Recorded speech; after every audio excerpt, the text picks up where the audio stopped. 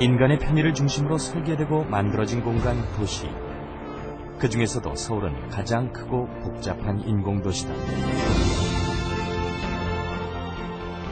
그 서울 한 자락에 흐르는 푸른 하천.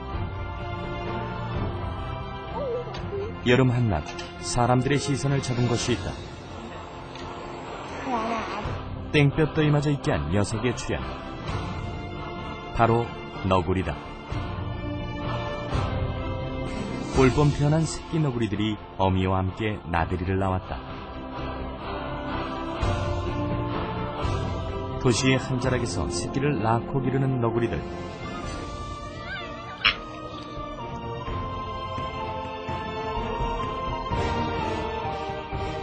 지금 서울 도심에 야생 너구리가 산다.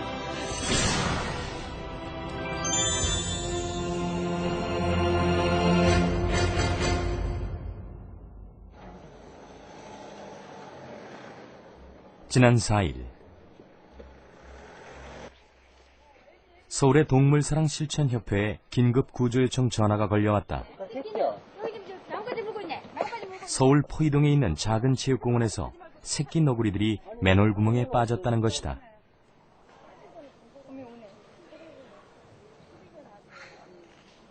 새끼를 잃은 어미는 사람들을 피할 생각도 하지 않은 채 맨홀 주변을 서성이고 있었다.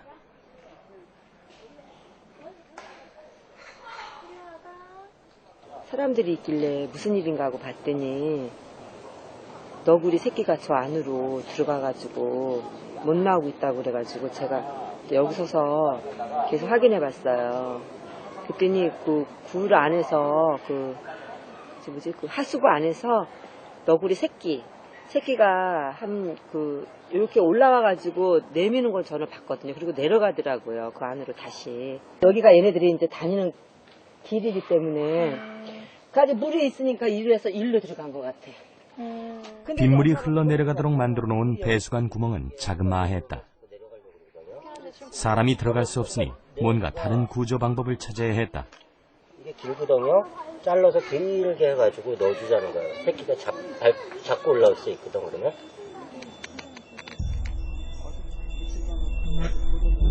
새끼 너구리들이 길을 찾아 나올 때 미끄러지지 않도록 그물을 구멍 안에 설치하기로 했다.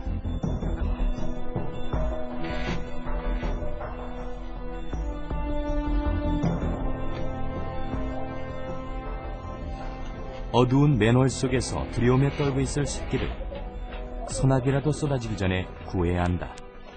한 가지 확신을 갖고 있는 거는 지금 그 아이가 빠진 구멍 안으로 올라올 수 있는 망을 만들어줬고, 그러면 이제 어미의 역할이 되게 중요합니다. 어미가 계속 새끼를 불러주면 새끼가 살겠다는 의지를 갖고 나오거든요.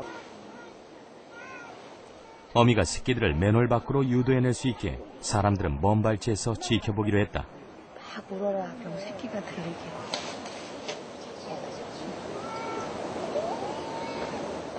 새끼들은 아직 멀리 가지 않은 모양이다. 어미의 울음소리에 새끼들도 작고 여린 소리로 답을 한다.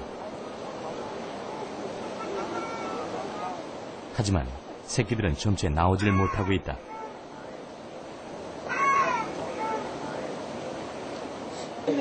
걔가 떨어진다.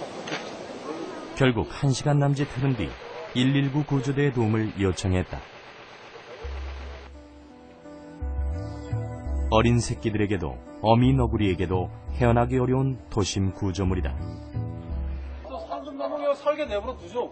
새끼가 빠진 배수관과 바로 연결된 맨홀이다. 새끼의 울음소리가 들리는 걸로 봐선 2개의 맨홀 사이에 새끼 너구리가 있을 것이다.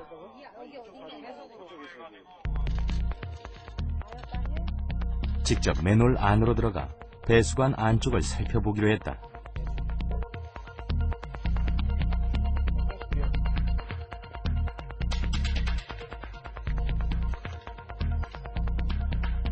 하지만 어두운 맨홀 속에선 아무것도 보이질 않는다.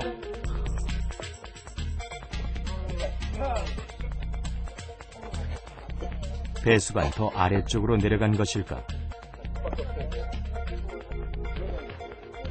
동물사랑 실천협회와 119 구조대원들이 마지막으로 선택한 방법은 배수관으로 물을 내려보내 녀석들이 밀려 나오도록 하는 것이었다.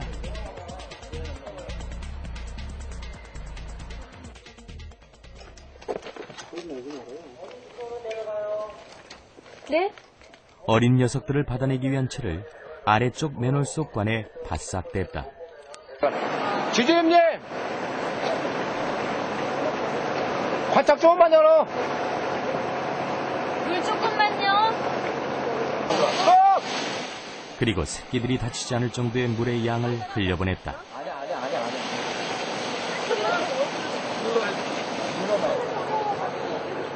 다른 구멍으로 들어갈 것 같은데? 이거 있으면 나와야 되잖아요.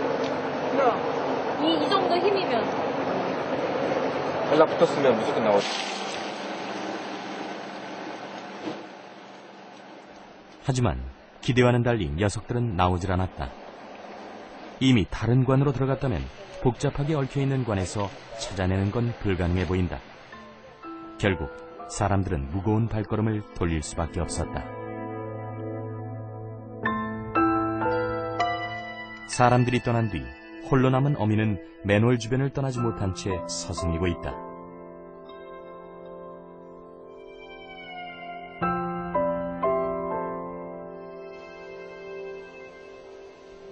서울 도심 속 어미 너구리에게는 혹독한 시련의 밤.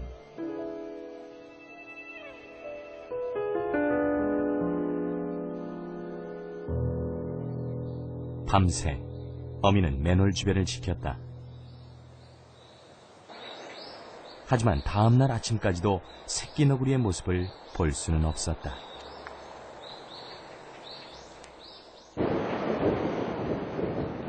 야생동물이라고는 살 것 같지 않은 복잡한 회색빛 도시 서울. 그러나 위험천만한 환경 속에서도 너구리는 살고 있었다.